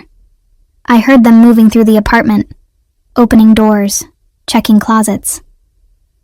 "Bathroom's locked," someone called from directly outside my hiding place. The handle rattled. "Morgan, we know you're in there. We just want to talk." I remained silent, clutching the phone and praying that Marco would arrive in time. "Open the door, or we break it down." The voice continued, any pretense at friendliness gone. 3 seconds. 1, 2... The sudden crash from the front of the apartment was followed by shouts and the unmistakable sound of a struggle. Gunshots, 2, in rapid succession. Then more shouting, this time in Italian. "Eliza," Marco's voice, calling from what sounded like the living room. "Eliza, it's Marco. You can come out now." I stayed frozen in place, unwilling to trust without verification. I texted Dante. "Marco here?" Gunshots. The reply came instantly. "It's him. You're safe. Go with him." Slowly, I emerged from my hiding place and unlocked the bathroom door. The scene in our apartment was chaotic. Furniture overturned, a lamp shattered on the floor, and 3 of Dante's men, including Marco, standing over 2 bound figures lying face down on our living room rug. Marco approached me quickly, his normally impassive face showing rare concern. "Are you hurt?" I shook my head, unable to take my eyes off the men on the floor. "Who are they?" "Calabresi family," Marco said grimly. "We need to move. Now." He ushered me out of the apartment, past 2 more of Dante's men standing guard in the hallway, and into the waiting SUV. Vincent's sedan was gone, replaced by 2 more SUVs that would escort us back to the estate. As we pulled away, I looked back at my apartment building, the place that had been my home for the past 2 years, now a crime scene I might never see again. The reality of my situation crashed over me in waves. I had been targeted by a rival crime family. There had been gunshots in my living room. Men had been sent to abduct me, all because of my connection to Dante Rossini. "Mr. Rossini is waiting for you," Marco said, as we sped through the city, 2 cars ahead of us and 1 behind, creating a protective convoy. He wanted to come himself, but under the circumstances, I nodded numbly, understanding that Dante's presence would have escalated an already dangerous situation. "Zoe, my roommate, being watched by our people," Marco assured me. "She'll be protected." Does she know what happened? Marco's hesitation told me everything. Mister. Rossini thought it best if she wasn't alarmed unnecessarily. She'll be told there was a break-in, nothing more. I closed my eyes, suddenly overwhelmed. In the span of a week, my life had completely transformed. I'd gone from anonymous waitress to valuable pawn in some criminal chess game I barely understood. People I cared about were now at risk because of choices I'd made.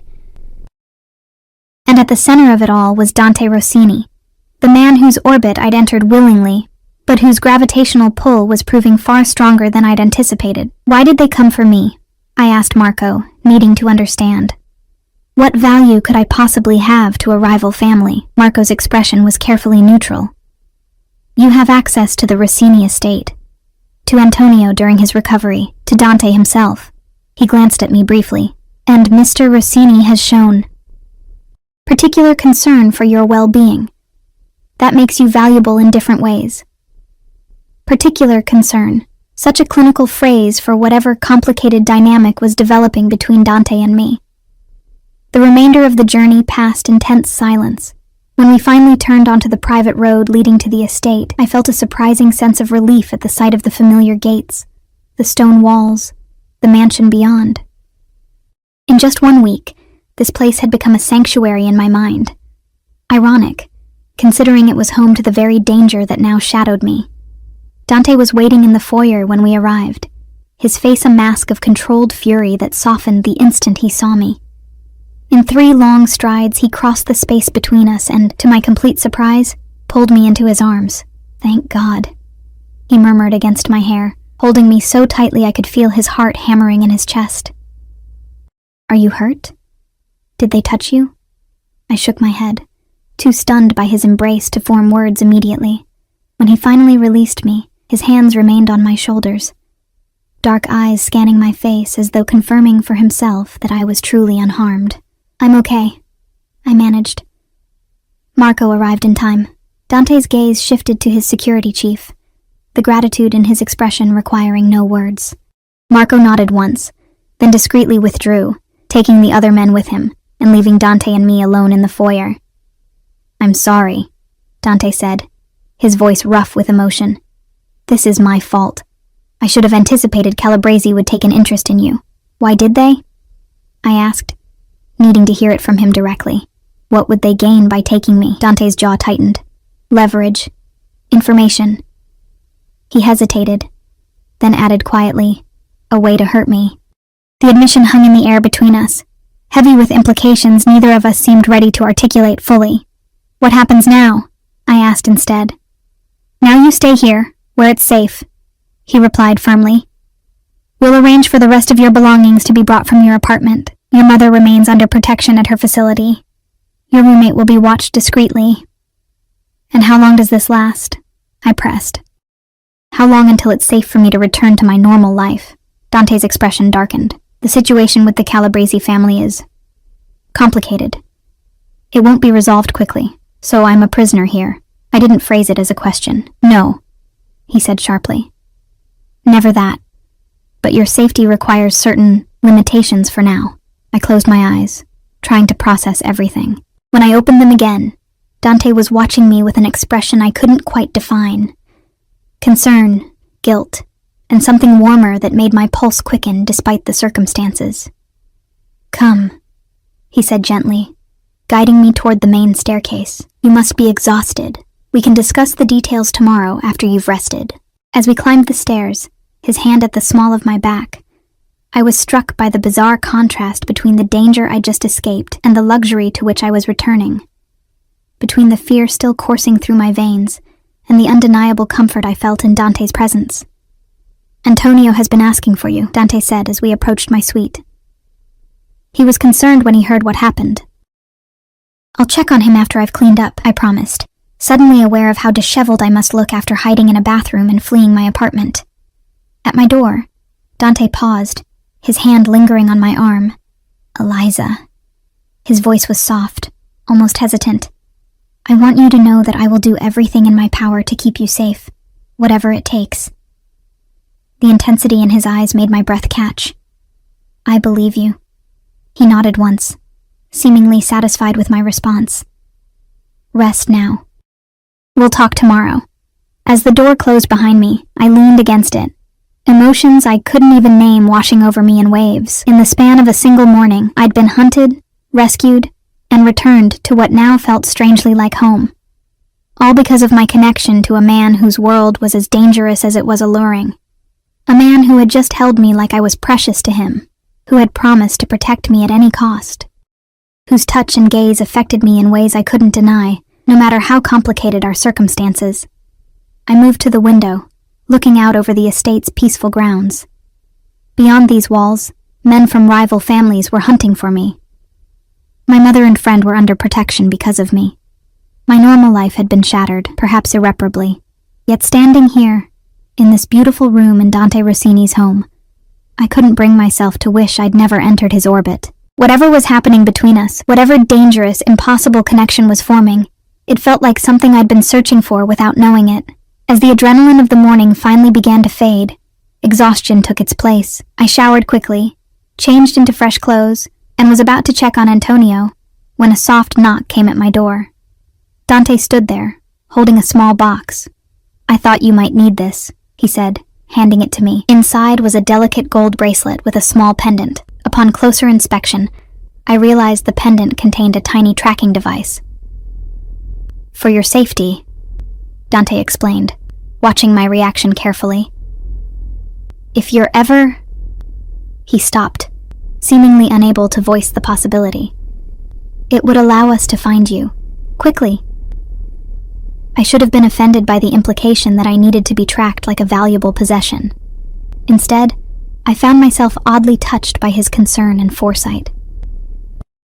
"Thank you," I said, slipping it onto my wrist. Dante nodded, relief evident in his expression. "Antonio is waiting to see you. He's been insufferable since he heard what happened." I smiled despite everything. "I'll go to him now." As I moved past Dante in the doorway, he caught my hand, his fingers entwining with mine for a brief, electric moment. "Eliza." I looked up at him, suddenly very aware of our proximity. "I'm glad you're here," he said softly. "Safe." The way he said safe, like it meant something far more personal than mere physical security, sent a shiver through me that had nothing to do with fear. "So am I replied honestly, and was rewarded with a rare, genuine smile that transformed his face and made my heart skip a beat. Whatever storm I'd entered by accepting Dante Rossini's offer, I was now firmly in its eye, surrounded by danger yet paradoxically sheltered by the very man whose world had created that danger in the first place. And as I walked toward Antonio's room, the weight of Dante's bracelet on my wrist a constant reminder of my new reality, I found myself strangely at peace with that contradiction. The next 2 weeks passed in a strange rhythm of normalcy, punctuated by reminders of danger. Antonio's recovery progressed steadily, his strength returning as the infection cleared and his surgical wounds healed properly. My days fell into a pattern, mornings spent helping him with increasingly challenging physical therapy exercises, afternoons checking his vital signs and changing dressings, evenings often spent in Dante's company, as he made a point of dining with me regularly, regardless of his other obligations. The outside threat remained, though Dante was careful not to burden me with details.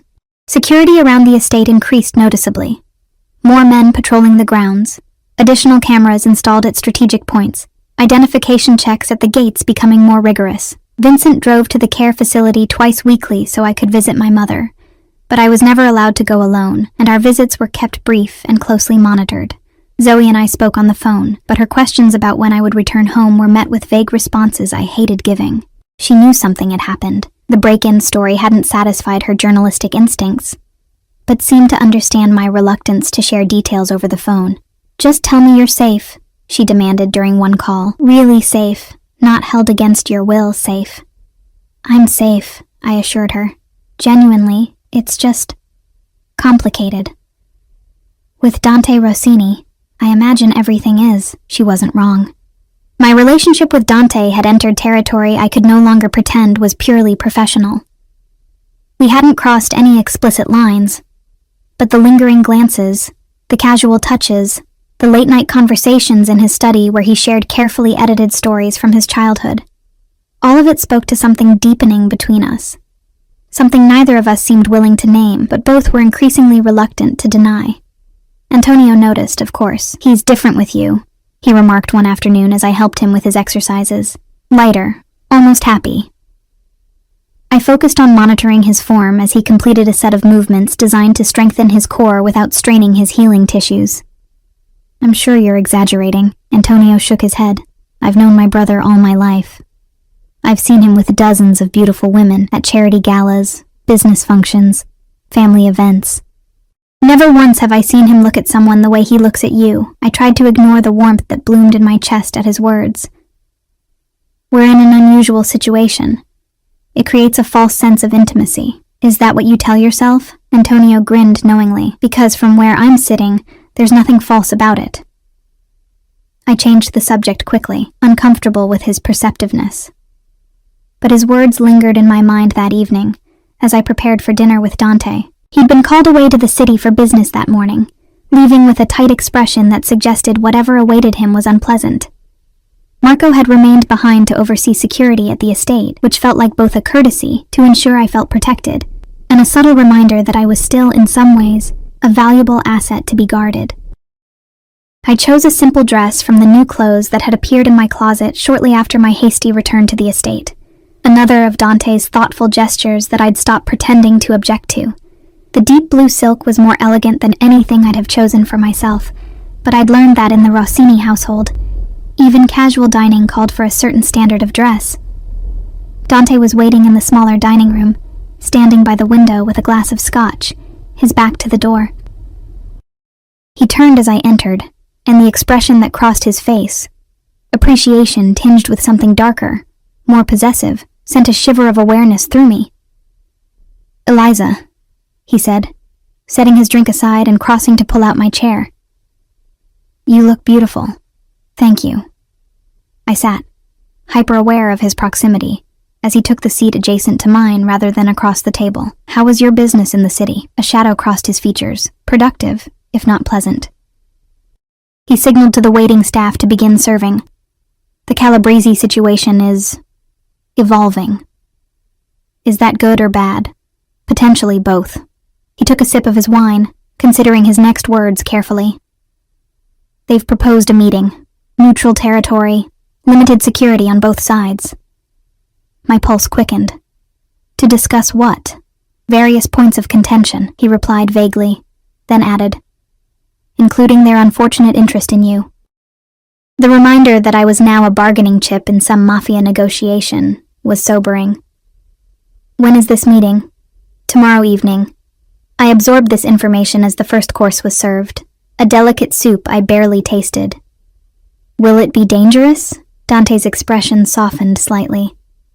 "There's always an element of risk in these situations, but we'll take precautions." His hand moved to cover mine on the table, his touch warm and reassuring. "You don't need to concern yourself with the details." "I think I'm already rather deeply concerned, considering men were sent to abduct me from my apartment," I pointed out, but without heat. I'd come to understand that Dante's instinct to shield me from the uglier aspects of his world stemmed from a genuine desire to protect, not to control. He conceded the point with a slight incline of his head. "Fair enough. But I promise you, Eliza, I won't allow harm to come to you or to those you care about." The conviction in his voice was absolute, and I found myself believing him despite the inherent dangers of his world. Over the past weeks, I'd seen glimpses of the power he wielded, the respect and fear he commanded among his associates. If anyone could keep a promise of protection, it was Dante Rossini. "Antonio seems much better," I said, deliberately changing the subject to safer ground. "Dr. Kiernan is pleased with his progress." "Thanks to your care," Dante replied, his thumb tracing small circles on the back of my hand, sending sparks of awareness up my arm. "He told me today that you're the best thing that's happened to our family in years." I smiled, genuinely touched.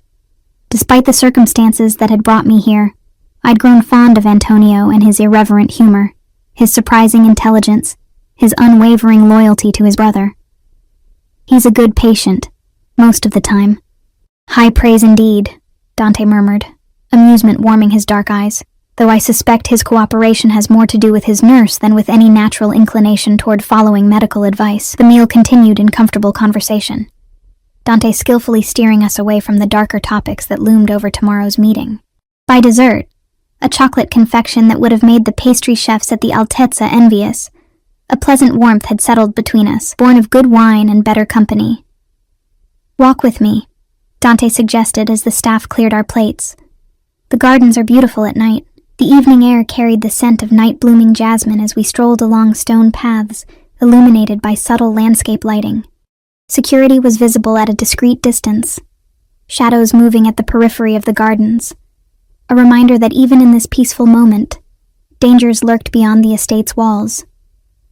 "I've been thinking," Dante said after a comfortable silence, "about what happens when Antonio no longer needs your full-time care." The question had been hovering in my mind as well. With Antonio's recovery progressing steadily, my original 3-month contract would likely conclude with time to spare. But the threat from the Calabrese family complicated any plans for my return to normal life. "I imagine that depends on how your meeting goes tomorrow," I replied carefully. Dante stopped walking, turning to face me directly. The moonlight cast his features in dramatic relief, highlighting the sharp planes of his cheekbones, the intensity of his gaze. "Even if the situation with Calabrese is resolved, I find myself reluctant to think of you leaving." My heart skipped a beat. "Dante, I know our arrangement began as a business transaction," he continued, taking my hands in his. "A job offer you accepted out of necessity rather than choice. But these past weeks," he paused, seeming to search for the right words. "Things have changed, Eliza, at least for me." I should have reminded him of all the reasons this was complicated, the vast differences in our worlds, the danger that seemed to radiate from his very existence, the power imbalance that had defined our relationship from the beginning. Instead, I heard myself say, "For me too." Relief and something deeper flickered across his face. He reached up to trace the curve of my cheek, his touch feather-light. "I don't have the right to ask you to stay, to choose this life, with all its complications and dangers.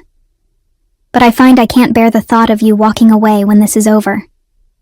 "What exactly are you asking?"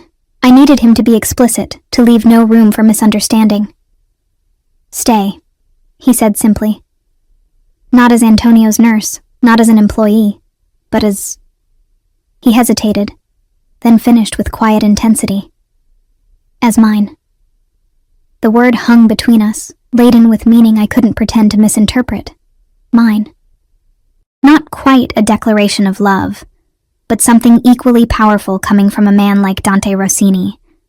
A claim, a commitment, an offering of whatever his version of forever might be. "Your world is dangerous," I said, not pulling away from his touch, but needing him to acknowledge the reality. "Yes. People get hurt. People die. Yes. No excuses, no minimizing the truth, and there would always be threats, rivals, enemies." "Yes," his fingers moved to tangle in my hair, cradling the back of my head with surprising gentleness. "But there would also be protection, loyalty, resources few others could provide for those you care about." My mother's comfortable room flashed in my mind. The educational trust Dante had established for Zoe's younger brother, another arrangement I'd learned about only after it was done. The security that now shadowed the people I loved, keeping them safe from dangers they didn't even know existed. "And what about us?" I asked, my voice barely above a whisper. "What would I be to you, really?" "Everything," he answered without hesitation. "My partner. My confidant. The one person in this world I would trust completely." His eyes held mine, unflinching. "The only one I would kill or die for without question." It should have frightened me, that casual reference to violence. Instead, it felt like the most honest declaration he could have made, an acknowledgement of exactly who he was and what he was offering. "I need time," I said finally. "To think. To be sure." He nodded, accepting this without argument. "Of course." His thumb brushed across my lower lip, the touch sending a current of awareness through my entire body. "But know this, Eliza Morgan. Whatever you decide, You have already changed me in ways I never thought possible." Before I could respond, he closed the distance between us, his lips finding mine in a kiss that started gentle but quickly deepened into something urgent and consuming. I melted against him, my arms winding around his neck as his encircled my waist, pulling me flush against his body. When we finally broke apart, both breathing heavily, Dante rested his forehead against mine. "I've wanted to do that since I first saw you kneeling in that hotel corridor," he admitted, his voice rough. "That long?" I couldn't keep the surprise from my voice. A ghost of a smile touched his lips. "Why do you think I had you brought to my suite that night? It certainly wasn't standard procedure for dealing with clumsy hotel staff." I laughed despite myself, the tension of the moment breaking slightly. "And here I thought it was all an elaborate plan to find a nurse for Antonio." "A convenient coincidence," he murmured, brushing another quick kiss against my lips before stepping back slightly, maintaining a hold on my hand. "Though I'll admit, I didn't anticipate quite how thoroughly you would captivate me." We walked back toward the house in comfortable silence, fingers intertwined, both processing the shift that had just occurred between us. At the door to my suite, Dante paused, lifting my hand to press a kiss against my knuckles. "Think about what I said," he requested. "But know that whatever you decide, you will always have my protection and support." I nodded, unable to find adequate words for the swirl of emotions inside me. As I closed the door behind me, I leaned against it, touching my lips where I could still feel the pressure of his kiss. Sleep eluded me that night, my mind replaying Dante's words, his kiss, the choice he'd laid before me. By morning, I still hadn't reached a decision, but something had shifted inside me. A recognition that the pull I felt toward him wasn't simply circumstantial or born of danger. It was real, and powerful, and increasingly difficult to deny. Antonio noticed my distraction immediately when I arrived to help with his morning exercises. "Something happened," he declared, studying my face. "With Dante?" I sighed, knowing denial was pointless. We talked about the future. A grin spread across his face. Finally, I was beginning to think my brother would never find the courage. "It's complicated," I protested. "Life usually is." Antonio's expression sobered, especially our version of it. "But if anyone deserves happiness, it's Dante. And you," he added, surprising me. "You've brought light into a house that hasn't seen much of it in years." Before I could respond, Marco appeared in the doorway, his expression grave. "Miss Morgan, Mr. Rossini requests your presence in his study immediately." The urgency in his tone sent a chill through me. "Is something wrong?" Marco's face remained impassive. "He'll explain." I found Dante standing by the windows in his study, tension evident in every line of his body. He turned as I entered, and the expression on his face made my blood run cold. "What's happened?" I asked, immediately crossing to him. "The meeting with Calabresi has been moved up," he said, his voice tight with controlled anger. "They're demanding it happen now, this morning, not this evening as agreed." "Why?" "To catch us off guard, to force concessions." His jaw clenched. "It's a power play, designed to demonstrate that they dictate the terms, not us." I processed this. "And you're going to go anyway. I have no choice," he said grimly. Refusing would be seen as weakness. It would escalate the situation further. The unspoken implication hung heavy in the air between us. Escalation would mean more danger, more violence, more risk to everyone involved, including me and those I cared about. "I wanted to tell you myself before I left," Dante continued, his expression softening slightly as he reached for my hands. "Security will be doubled here while I'm gone. Marco will remain with you and Antonio. You'll be safe, but what about you?" I wanted to ask. Instead, I nodded, understanding that this was his world, his reality, the dangerous underbelly of the life he'd offered to share with me. "Be careful," I said, squeezing his hands. Something flickered in his eyes, surprise perhaps, at my acceptance rather than protest. "Always." He drew me closer, pressing a quick, fierce kiss to my lips. "I'll return as soon as possible." I watched from the window as his convoy departed, 3 identical black SUVs with tinted windows, a security measure to prevent anyone from knowing which vehicle carried him. As they disappeared down the long driveway, a sense of foreboding settled over me, as tangible as a physical weight. The hours that followed passed with excruciating slowness. I checked on Antonio, who seemed equally concerned despite his attempts to hide it behind casual banter. I tried to read, to distract myself with mundane tasks, but my thoughts kept returning to Dante, facing unknown dangers because of a situation that now, inextricably, involved me. It was late afternoon when I heard the convoy returning, the sound of vehicles on the gravel driveway drawing me immediately to the window. My relief at seeing all 3 SUVs return intact was short-lived when the front door burst open and Marco appeared, his expression grim. "Mr. Rossini is injured," he said without preamble. "He's asking for you." I was moving before he finished speaking, medical training kicking in as I rushed down the stairs. In the foyer, a group of men were helping Dante from the lead vehicle. Blood stained the left side of his shirt, his face pale with pain, but expression stoic as he waved off assistance. "Eliza," he said when he saw me, attempting a reassuring smile that didn't reach his eyes. "It looks worse than it is." I doubted that very much, judging by the amount of blood. "Get him to his room," I instructed, falling easily into nurse mode. "I need my medical bag, clean towels, hot water." The men complied without question, supporting Dante up the stairs to his suite, a space I'd never entered before. Larger than mine and Antonio's combined, decorated in rich woods and deep greens. They helped him to a sitting position on the edge of his massive bed as I assessed the wound. "What happened?" I asked, carefully cutting away his ruined shirt to reveal a deep gash across his ribs. "Disagreement over terms," Dante replied through gritted teeth. "One of Calabresi's men got too close with a knife. The cut was serious but had missed anything vital. Cleaning it and stitching it closed would be painful, but straightforward.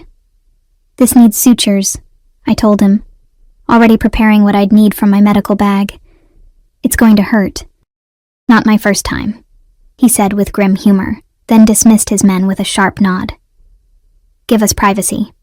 When we were alone, I began cleaning the wound methodically, trying to focus on the medical requirements rather than the fact that this was Dante, wounded because of a conflict that involved me. "What were the terms?" I asked, needing to know what had happened. Dante's expression darkened. "Calabresi wants territory we control on the west side, claims it as compensation for past grievances." His hand caught mine as I worked, forcing me to meet his gaze. "He also specifically demanded we turn you over to him." Ice formed in my veins. "Why would he want me?" "Because he knows you matter to me," Dante said simply. "And in our world, anything that matters becomes a potential weakness to exploit." I resumed cleaning the wound, hands steady despite the implications of his words. "And you refused." "I refused," he confirmed, his voice hardening. "I made it very clear that you are under my protection, now and always, that any move against you would be met with the full force of the Rossini family's response." The declaration should have frightened me. The casual reference to violence, the possessive claim, the implication that I was now permanently entangled in his dangerous world. Instead, I felt a strange sense of security, of belonging, that transcended normal concerns. "Hold still," I instructed as I prepared to stitch the wound. "This will sting." Dante didn't flinch as I worked, his eyes never leaving my face. "You're not afraid," he observed. "After everything that's happened, everything you've seen, you should be terrified, yet here you are, steady as a surgeon." "I've had practice," I replied, focusing on making the stitches small and even to minimize scarring. "My mother's treatment sometimes had difficult side effects. I learned to stay calm when needed. It's more than that," he insisted. "Most people in your position would have run screaming from this life weeks ago." I tied off the last suture, considering his words as I applied a clean bandage. "Maybe I'm not most people." "No," he agreed softly. "You're certainly not." With his wound tended, I helped him into a clean shirt, hyper-aware of his proximity, the warmth of his skin beneath my fingers, the intensity of his gaze as I worked. When I finished, he caught my hand, preventing me from stepping away. "The meeting with Calabresi ended in a temporary truce," he said, his thumb tracing circles on my wrist. "But it won't last. Men like Giovanni Calabrese don't forgive perceived slights, and he believes I've taken something that should have been his. Territory? You. Dante's eyes held mine, unflinching. He had plans for Carlo's savior.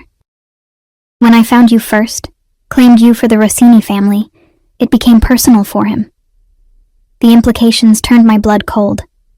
So even if I were to leave now, go back to my normal life, he would find you, Dante confirmed grimly. Use you against me. Hurt you for the simple pleasure of knowing it would hurt me in turn. A perfect trap, I murmured, the reality of my situation crystallizing with brutal clarity. Stay and choose a dangerous life with you, or leave and face those same dangers without your protection. Dante's expression softened, his hand moving to cup my cheek. I wish I could offer you a different choice, Eliza. A normal life, free from the complications of my world.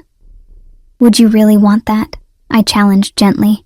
If you could wave a magic wand and return me to my life as an anonymous waitress, never having entered your orbit, would you? The question hung between us, heavy with implication. Dante considered it with the seriousness it deserved, his thumb brushing my lower lip in that now familiar gesture that never failed to send shivers through me. No, he admitted finally. I'm not selfless enough for that. Having found you, I don't think I could bear to lose you, even if keeping you means putting you at risk.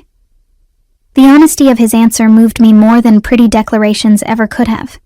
This was Dante Rossini at his most authentic, acknowledging the danger he represented while refusing to pretend he didn't want me in his life despite that danger. I made my decision then, with a clarity that surprised even me. I'm staying. Dante's eyes widened slightly. Eliza. Not out of fear, I interrupted. Not because I feel trapped or because I need your protection, but because when I try to imagine going back to my old life now, it feels empty. I moved closer, resting my hand against his chest, feeling his heartbeat strong and steady beneath my palm. Because whatever this is between us, it's worth the risk. Relief and something deeper flooded his expression. With careful movements that avoided straining his injured side, he pulled me to him, his lips finding mine in a kiss that felt like a claiming, a promise, a beginning all at once. I will keep you safe, he vowed against my lips. You and your mother, your friend, anyone who matters to you. No harm will come to you while I draw breath. I believe you, I whispered, and realized with surprise that I truly did. 3 months later, Antonio was fully recovered. My original contract long expired, but my presence in the Rossini household now permanent in a very different capacity. My mother had been moved to a private suite in the east wing of the estate, where the best specialists monitored her care and made her final months as comfortable and dignified as possible. Zoe visited regularly, having finally been told a version of the truth that satisfied her journalistic curiosity without endangering her unnecessarily.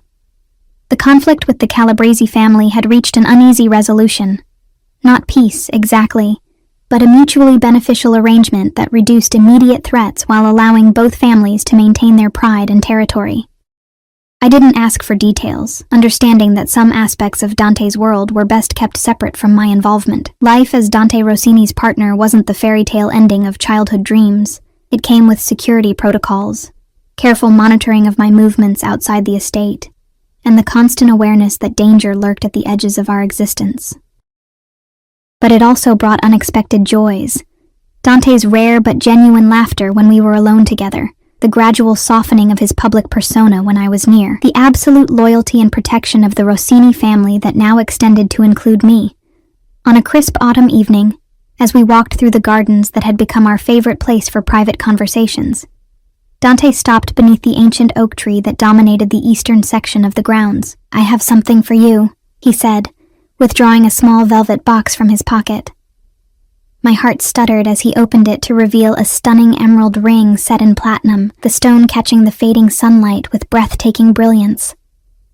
"This belonged to my grandmother," Dante explained, his voice uncharacteristically hesitant. "The only woman my grandfather ever loved, despite the complications of the life they shared." He took my hand, his dark eyes holding mine with an intensity that still made my breath catch. "I know our beginning was unconventional, that the life I can offer you will never be entirely normal or completely safe. But I also know, with absolute certainty, that I will never love anyone the way I love you, Eliza Morgan. Tears pricked at my eyes as he continued. You stepped into my world by chance. A broken wine glass, a moment of recognition. You stayed by choice, despite seeing the darkness that shadows everything I touch. You brought light into that darkness, healing not just Antonio's physical wounds, but the deeper ones my family has carried for generations. He slipped the ring from its velvet nest. This isn't a question of ownership or possession.